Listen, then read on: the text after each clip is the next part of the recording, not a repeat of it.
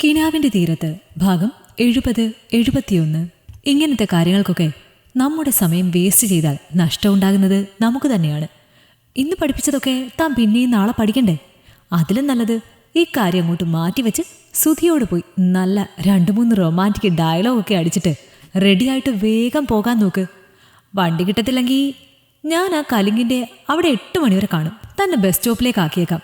വിനോദ് പറഞ്ഞപ്പോൾ അവൾ സമ്മതത്തോടെ തലയാട്ടിയിരുന്നു. തിരികെ നടക്കുന്ന വഴിയിൽ വിനോദ് പറഞ്ഞ കാര്യത്തെക്കുറിച്ച് തന്നെയാണ് അവൾ ആലോചിച്ചത്. സത്യമാണ്, അവൻ പറഞ്ഞതുപോലെ ഇത്തരം കാര്യങ്ങൾക്ക് വേണ്ടി നമ്മുടെ സമയം എന്തിനാണ് വെറുതെ കളയുന്നത്?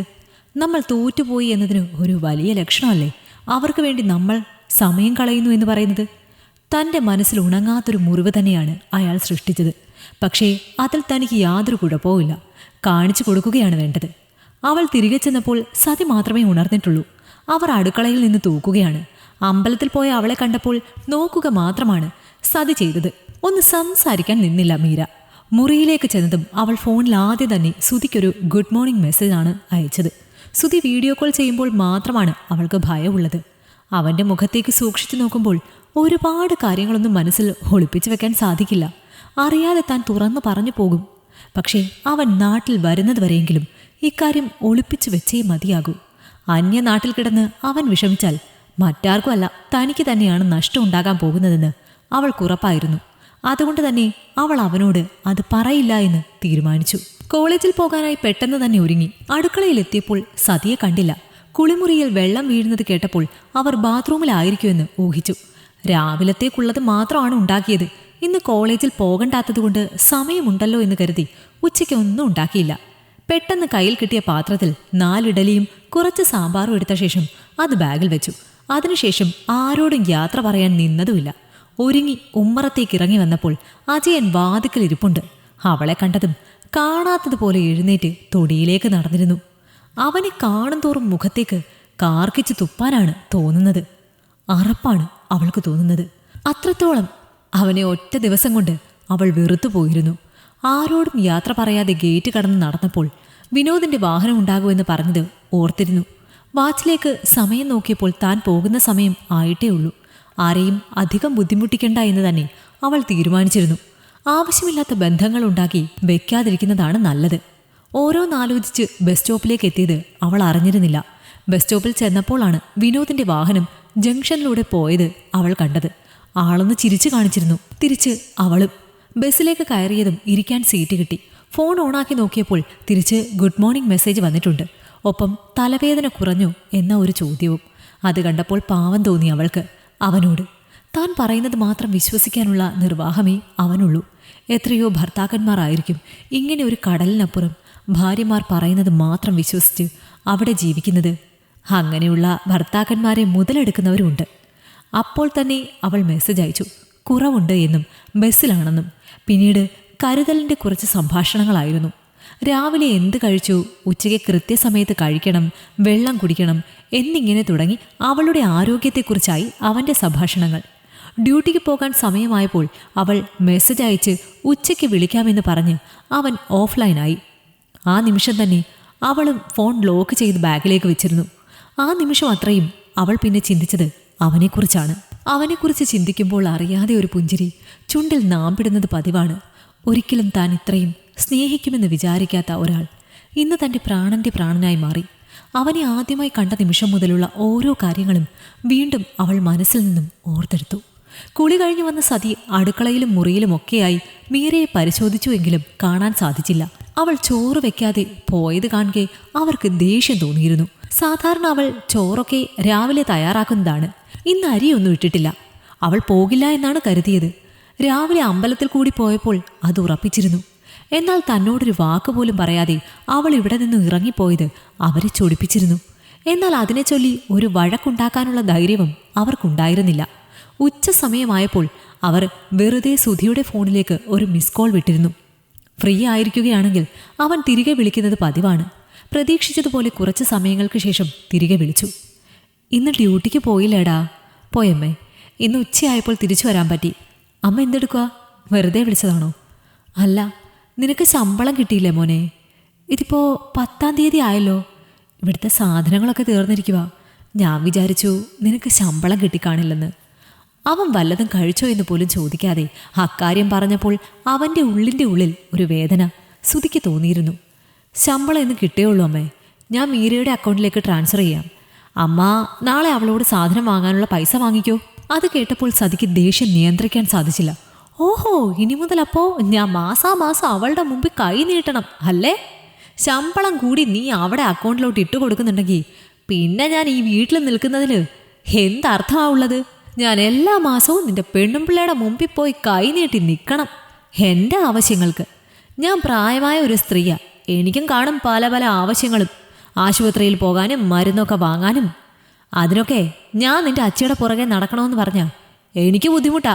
നിനക്ക് ഇനിയിപ്പോൾ അവളുടെ കയ്യിലൂടെ എനിക്ക് എന്തെങ്കിലും തരാൻ പറ്റത്തുള്ളെങ്കിൽ എനിക്കത് വേണ്ട എന്ന് വെക്കുകയേ തരവുള്ളൂ. എനിക്ക് വേറെ ഉണ്ട് മക്കള്. ദേഷ്യത്തോടെ സതി അത് പറഞ്ഞപ്പോൾ വല്ലാത്തൊരവസ്ഥയിലായിരുന്നു സുധി. അങ്ങനെ അമ്മ ചിന്തിക്കുമെന്ന് അവൻ വിചാരിച്ചിരുന്നില്ല. കല്യാണം കഴിഞ്ഞാൽ സാധാരണ ഭാര്യയുടെ അക്കൗണ്ടിലേക്ക് പൈസ ഇട്ട് കൊടുക്കേണ്ടതെന്ന് മാത്രമേ അവൻ കരുതിയിരുന്നുള്ളൂ. അതുവരെ തൻ്റെ ശമ്പളം മുഴുവനും അമ്മയുടെ അക്കൗണ്ടിലായിരുന്നു ഇട്ടുകൊടുത്തത്. നാട്ടിൽ ചെല്ലുമ്പോൾ അമ്മയുടെ കയ്യിലൊന്നും മിച്ചമില്ല. ഒരു മാസം 1,50,000 രൂപയോളം കൊടുക്കുന്നതാണ്.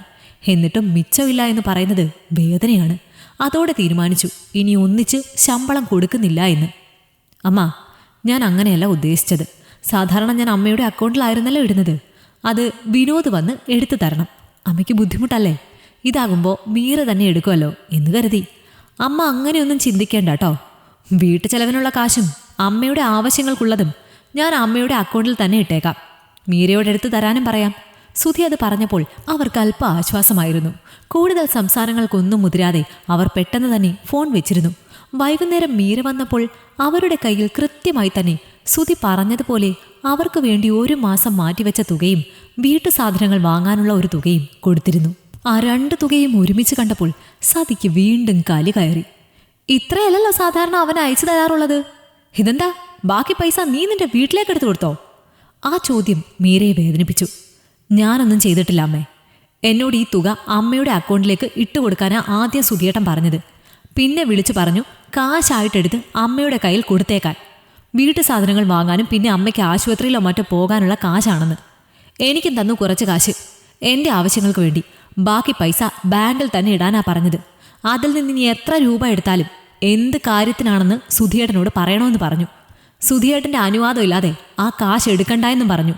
നാട്ടിൽ വന്നിട്ട് എന്തോ ഒരു ബിസിനസ് പ്ലാൻ ഉണ്ടെന്നും അതുകൊണ്ട് ഇനി പൈസ ചെലവാക്കുന്നില്ലെന്നും എന്നോട് പറഞ്ഞത്. തനിക്കറിയാവുന്ന കാര്യങ്ങൾ മീര പറഞ്ഞപ്പോൾ അന്തം വിട്ടു നിന്നത് സതിയാണ്. മൂത്ത മകനിൽ നിന്നും പഴയതുപോലെ വരുമാനം ഇനി ലഭിക്കില്ല എന്ന് ഏകദേശം അവർക്ക് ഉറപ്പായി കഴിഞ്ഞിരുന്നു. പിറ്റേ ദിവസം മുതൽ അതിൻ്റെ ദേഷ്യം മുഴുവൻ അവർ തീർത്തത് മീരയോടായിരുന്നു. അവൾ അടുക്കളയിലേക്ക് ചെല്ലുന്ന സമയത്ത് അവളോട് മിണ്ടാതെയും അരികിൽ നിന്ന് മാറി നിന്നും അവൾ ഉണ്ടാക്കുന്ന ഭക്ഷണം കഴിക്കാതെയും 2-3 വട്ടം സുധി വിളിച്ചിട്ടും ഫോൺ എടുക്കാതെയും ഒക്കെ അവർ ആ പ്രതിഷേധം തീർത്തിരുന്നു. സതിക്ക് കൊടുത്തതുപോലെ തന്നെ ഒരു വലിയ തുക തന്നെ സുധി അവളുടെ അക്കൗണ്ടിലേക്കും അയച്ചു കൊടുത്തിരുന്നു അവളുടെ ആവശ്യങ്ങൾക്കായി. എന്നാൽ അതിൽ നിന്നും വണ്ടിക്കൂലിയും സാനിറ്ററി പാഡ് വാങ്ങാനും മാത്രം എടുത്ത് ബാക്കി പണം അതേപോലെ ബാങ്ക് അക്കൗണ്ടിലിട്ടു. അവൾ പരമാവധി അത് സൂക്ഷിച്ചിരുന്നു.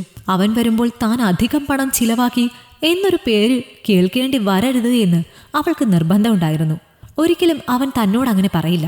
എങ്കിൽ പോലും താൻ കാരണം അങ്ങനെ ഒരു വാക്ക് ഉണ്ടാകരുതെന്ന് അവൾ ആഗ്രഹിച്ചിരുന്നു. മാസാമാസമുള്ള പണം അക്കൗണ്ടിലേക്ക് വരാതെ ആയതോടെ സതിക്ക് മീരയോടുള്ള ദേഷ്യം പൂർണ്ണമായി. എങ്ങനെയും അവളുടെ പഠിത്തം നിർത്തണമെന്നാണ് അവർ കരുതിയത്. അതിനായി പല അടവുകളും അവർ നോക്കി. പല ദിവസങ്ങളിലും അവളെ കോളേജിൽ വിടാതിരിക്കാൻ കൂടുതൽ ജോലികളും മറ്റും അവൾക്കായി നിയോഗിച്ചു. അപ്പോഴൊക്കെ അവൾക്ക് സഹായമായത് വിനോദായിരുന്നു. പലപ്പോഴും ബസ് കിട്ടാതിരുന്ന സാഹചര്യങ്ങളിലും തിരിച്ചു വരുമ്പോൾ രാത്രിയാകുന്ന സാഹചര്യങ്ങളിലും വിനോദ് വലിയൊരാശ്വാസമായിരുന്നു. അവളോട് അധികമൊന്നും സംസാരിക്കില്ലെങ്കിലും അവൻ്റെ ആ ചിരിയിൽ ഒരു സഹോദരിയോടുള്ള സ്നേഹം അവൾക്ക് കാണാൻ സാധിക്കുമായിരുന്നു. തനിക്ക് അവൻ നൽകിയ ആ സ്ഥാനം സുധിയോടുള്ള ബഹുമാനമാണെന്നും അവൾക്ക് നന്നായി അറിയാം. എന്നാൽ ഇതൊന്നും സതിക്ക് ഒട്ടും ഇഷ്ടമായില്ല. വിനോദ് കൂടി അവരുടെ ശത്രുവായി. ആ സംഭവത്തിന് ശേഷം അജയൻ വീട്ടിലേക്ക് വന്നിട്ടില്ല.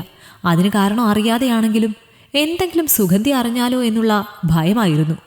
വീണ്ടും താൻ അവിടേക്ക് വന്നാൽ അത് മീരയെ പ്രകോപിപ്പിക്കുവാനുള്ള കാരണമാകുമെന്ന് അജയൻ വിശ്വസിച്ചു. അതുകൊണ്ട് തന്നെ ആ യാത്ര പൂർണ്ണമായും അവൻ ഉപേക്ഷിച്ചിരുന്നു. ഒരു ഞായറാഴ്ച ദിവസം മുറ്റത്തിരുന്ന് ജോലികൾ ചെയ്യുന്നതിനിടയിലാണ് അവൾക്കൊരു തലകറക്കം പോലെ തോന്നിയതും അവൾ പെട്ടെന്ന് ബോധരഹിതയായതും സതി അയൽപ്പക്കത്തുള്ള ഒരു സ്ത്രീയും കൂടി സംസാരിച്ചു കൊണ്ടിരിക്കുകയായിരുന്നു. അപ്പോൾ ആ സമയം തന്നെ അപ്പുറത്ത് തൊടിയിൽ എന്തൊക്കെയോ ജോലി ചെയ്യുകയായിരുന്നു വിനോദ്. അവൾ വീണത് അവൻ വ്യക്തമായി കണ്ടിരുന്നു. അതോടൊപ്പം സതിയോട് സംസാരിച്ചു കൊണ്ടിരിക്കുന്ന ഒരു സ്ത്രീയും അത് കണ്ടു. അവർ കൂടെ ഉള്ളതുകൊണ്ട് മാത്രം ഒരത്ഭുതമോ അമ്പരപ്പോ ഒക്കെ സതി മുഖത്ത് വരുത്തി. ശേഷം അവൾക്കരികിലേക്ക് ഓടി വന്നു. വെള്ളം തളിച്ചു നോക്കിയിട്ടും അവൾ എഴുന്നേറ്റില്ല. ആ നിമിഷം കൂടെയുണ്ടായിരുന്ന സ്ത്രീ അവരോട് പറഞ്ഞു, സതീച്ചേയ്, ആശുപത്രിയിൽ കൊണ്ടുപോകണ്ടേ കൊച്ചിനെ? ഓ, അതിൻ്റെ ആവശ്യമില്ല, കുറച്ചു നേരം കഴിയുമ്പോൾ എഴുന്നേക്കും. വെള്ളം ഒഴിച്ചിട്ടും എഴുന്നേൽക്കുന്നില്ലെന്ന് പറയുമ്പോൾ ആശുപത്രി കൊണ്ടുപോകാതിരിക്കുന്നത് അപകടമല്ലേ? ഇനി വയറ്റിലുണ്ടോ? പിന്നെ അവനിവിടുന്ന് പോയിട്ട് 2.5 മാസം കഴിഞ്ഞു. മാത്രമല്ല, കഴിഞ്ഞ മാസം അവൾക്ക് പുറത്തായിരുന്നു. ഇനി വേറെ ആരുടെയെങ്കിലും ഉണ്ടോ എന്ന് എനിക്കറിയില്ല. ഒരു നിമിഷം അവരുടെ വർത്തമാനം കേട്ട് കൂടെയുണ്ടായിരുന്ന സ്ത്രീയും അപ്പുറത്ത് നിന്നിരുന്ന വിനോദും ഒരുപോലെ ഞെട്ടിയിരുന്നു. സ്വന്തം മരുമകളെക്കുറിച്ച് ഇവർ എന്ത് വർത്തമാനമാണ് പറയുന്നതെന്നായിരുന്നു ആ നിമിഷം വിനോദ് ചിന്തിച്ചത്. ഇനിയെങ്കിലും ഇടപെട്ടില്ലെങ്കിൽ ശരിയാവില്ലെന്ന് തോന്നിയതുകൊണ്ട് അവൻ അപ്പുറത്ത് നിന്നും പെട്ടെന്ന് ഇപ്പുറത്തേക്ക് വന്നിരുന്നു. എന്താ അമ്മേ മീരയ്ക്ക് പറ്റിയത്? അവൻ അവരുടെ മുഖത്തേക്ക് നോക്കി ചോദിച്ചു. സുധിയുടെ അടുത്ത സുഹൃത്തായതുകൊണ്ട് തന്നെ മീര വീണ കാര്യം അവൻ സുധിയെ അറിയിക്കുമെന്ന് അവർക്ക് ഉറപ്പുള്ളതിനാൽ അവർ ഒരു അഭിനയം കാഴ്ചവെക്കാൻ തയ്യാറായി.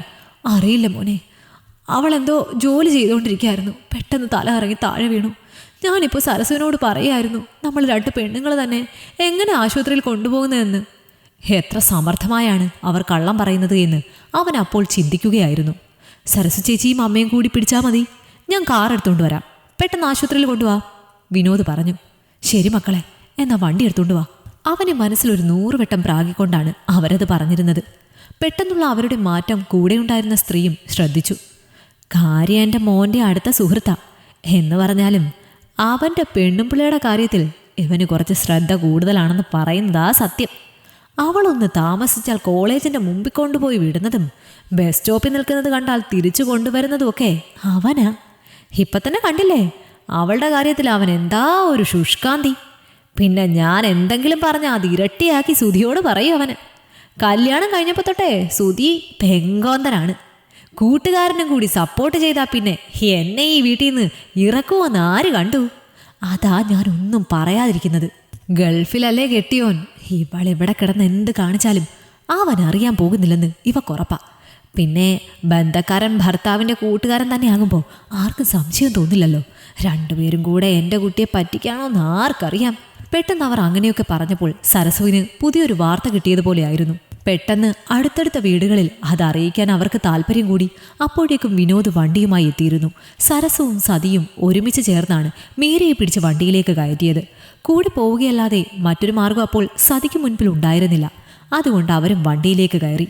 വണ്ടി ആശുപത്രിയിലേക്ക് എത്തിയപ്പോൾ വിനോദ് കാഷ്വാലിറ്റിയിൽ പോയി മീരയെ കൊണ്ടുവരാനുള്ള സൗകര്യങ്ങൾ ഒരുക്കിയിരുന്നു. ഡോക്ടർ വന്ന് കണ്ടതിന് ശേഷം ഒരു ട്രിപ്പ് ഇട്ടു.